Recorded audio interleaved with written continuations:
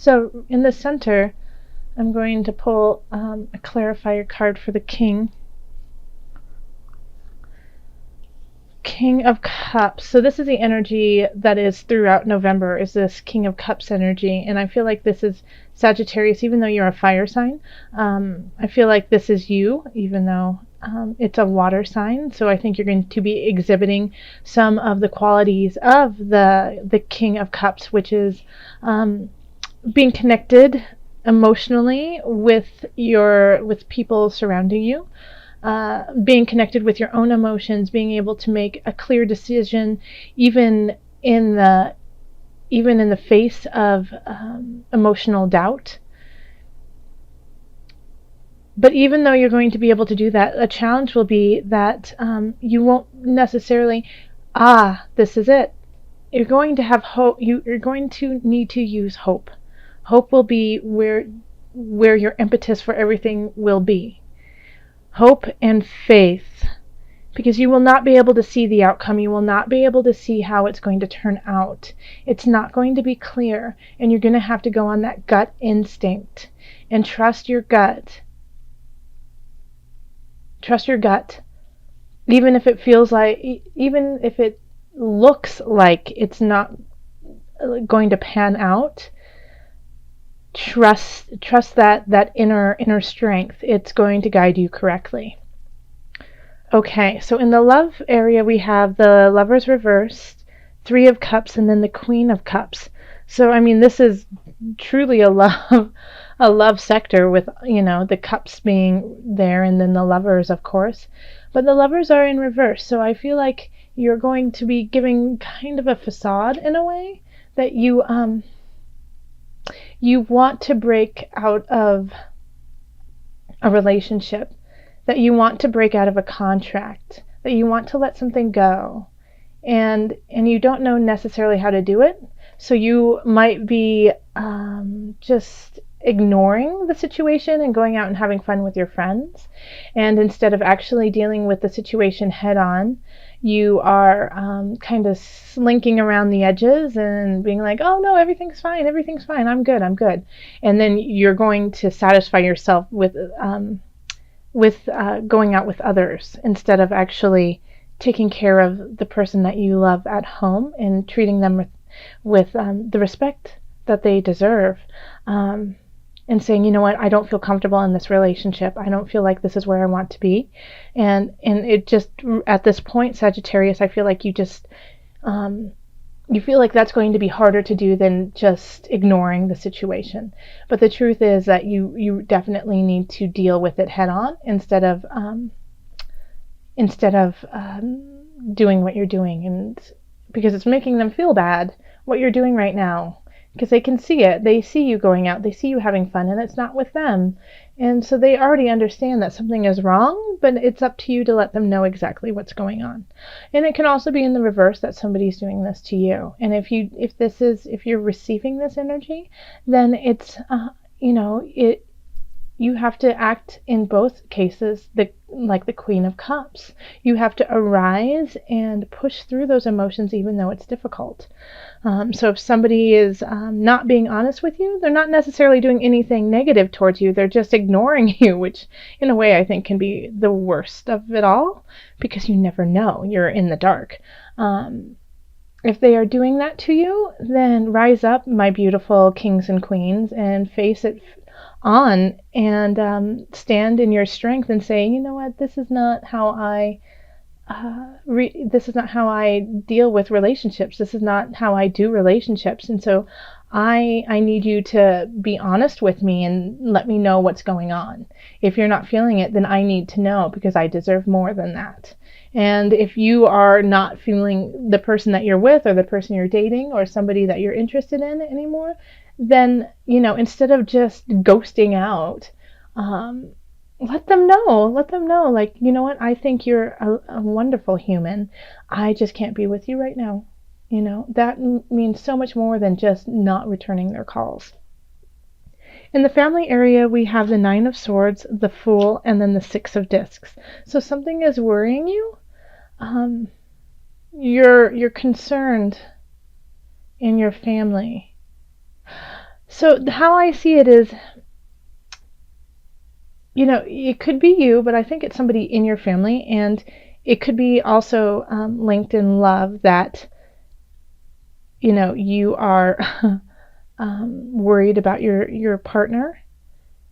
But here we have the Fool. So I feel like you are worried about somebody's actions being foolish, not being thought out, not having a really good plan.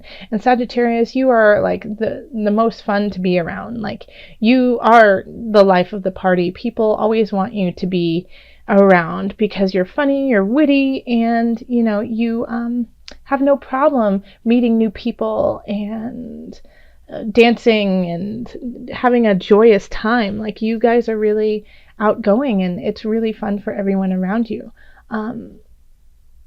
But for some reason, you could be worried about somebody because they are overzealous about that, or or doing it for the wrong reasons, not because they love to do it, but because they're ignoring their responsibilities, or trying to just douse some sorrow with this action.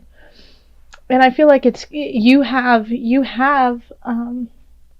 the capacity to talk to them and be part of their life and kind of school them in a way, like say, hey, listen, I understand what you're going through. I've been there too. I understand it completely. But this is, we need to shift this. This energy needs to shift. What you're doing is toxic for you and everyone around you. And I don't want to see that happen to you. Okay. And like, let them know that, you're worried, you're up at night, you wake up in the middle of the night thinking about them and what's going on, and, lend a hand, to that unfortunate person who's going through that, because it's very challenging. And sometimes all they need is to be acknowledged, and acknowledge that this is a tough time, and that they're not alone. So you have that gift to give. So I truly do hope that you can give that to somebody in your family. And if you need this, if that is you, that you are going out and partying too hard because you're full of sorrow, find somebody in your family that you respect and admire, and say, hey, I'm just not in a good space. And they will be able to connect with you and, hold space for you. All right, so then in our career and work, we have 8 of Wands, Page of Swords in reverse, and then the 6 of Swords. So some of you may be leaving your job. Some of you may be shifting in your job. I don't see it as necessarily you guys getting fired. I feel like it's just, you've been getting some different opportunities, you've been getting some different choices, and you've decided to take them. And some of you who are on the fence will definitely, who are teeter-tottering, like, should I stay in my job or should I go? You'll get pushed to go, because we have the Page of Swords in reverse. So, they could be crossing you in a way for to benefit themselves and not to help you out. So they could be kind of sneaky. They could be saying things to other people that are not true, or they're just exaggerating situations, or they could be saying things that are true but aren't necessary, don't need to be said, but they're just doing it because it makes them look better, it makes them feel better, and it could be directed, towards you and your actions. And so that could be like the last straw for you, of like, forget this. I was wondering if I should leave. I was wondering if I should carry on with this job, but obviously it's time for me to go. And if you do decide to make that choice, to go, I think it's definitely the right one to do. You're going to move on to something better, and you're going to leave this Page of Swords behind. You're going to just pass them. And yeah, you have a lot. And if you aren't thinking of leaving your job, then you're going to just have a lot of work on your plate, and different tasks given to you, and people might be a little short, and just not exactly the most friendly about asking you to do certain things. But I don't think it's your boss. I think it could be a coworker who's doing this, who's possibly younger than you, and that could be kind of annoying too. Like, they don't even know I've been doing this job since they were a baby, kind of feeling. And that could make you question if you should stay there or at least shift something in your work. Now, if you're not thinking of shifting, then this is also just symbolizing you need to take walks during the day. Get out of the office when you're there. Get out of your job. Clear your head in the fresh air. Walk around. Just, take some time during the day. And that will make your work much more manageable. In finance, we have 6 of Cups, 2 of Discs, and the Magician. So you're trying to balance your finances, but it's not in a negative. I feel like you are actually quite abundant, Sagittarius, and you could be getting something from a family member. You could be getting an inheritance, and you don't really know what to do with it. Like you're like, oh, I didn't expect that. You could be getting a gift from someone, and it's completely out of the blue. You're just like, whoa, I had never, and it's perfect timing, for the winter and holiday season. And so I think that could be a big benefit for you. And so you could turn that into something very beneficial, but just be careful that you don't just lavishly spend it and be like, I'm gonna go to Peru or Milan or Paris or just somewhere extravagant. If you're just doing it on a whim, like I'm just gonna go there.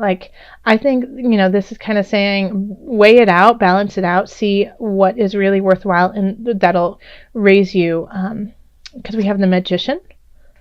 So it's like, once again, it's kind of a magical feel, and you have everything just at your fingertips that you can use. So just make sure that you're doing something that you will definitely benefit from now and in the future. So, if you go to Peru, let me know, because I think that would be amazing. And I'll hide in your suitcase, Sagittarius. The first one is you are profoundly clairvoyant. And the second one is the God box. Okay, so the first one, you are profoundly clairvoyant, says, trust what you see in your mind's eye as well as with your physical sight, for your spiritual vision helps you with healing, teaching, and guidance. Yeah, absolutely, Sagittarius. And then with the God box, it says, write any worries, concerns, or desires on a piece of paper that you get. I'm so sorry. I'm going to start over. Write any worries, concerns, or desires on a piece of paper that you put into a special container called a God box as a way of letting go and allowing the divine to help you. All right, so here we go. This is if you have some problems, some issues with work, with family, you have some things that are just teeter-tottering and you're just like, I don't know what to do. This is a great God box. It's just saying, write it down and let it go, and the divine will help you. It's often when we are stuck and we don't necessarily have control over the situation. We can't control the person who's out of control. We can't control a coworker who's being nasty, but what we can do is control our reaction to it and the energy we put into it. So by writing your worries and concerns and desires on the paper and then giving it away, you are giving it to the higher energy to see it and deal with it, and help you along. And you might be getting messages in regards to these problems, to these inquiries that you give to your God box. Through clairvoyant messages. So if you get that funny feeling, you get that hunch, very, very much so listen to it. And that's what, is at the center of your reading, is follow your hunch. Yeah. In all of these areas is whatever you do, if you feel that tingle, listen to it.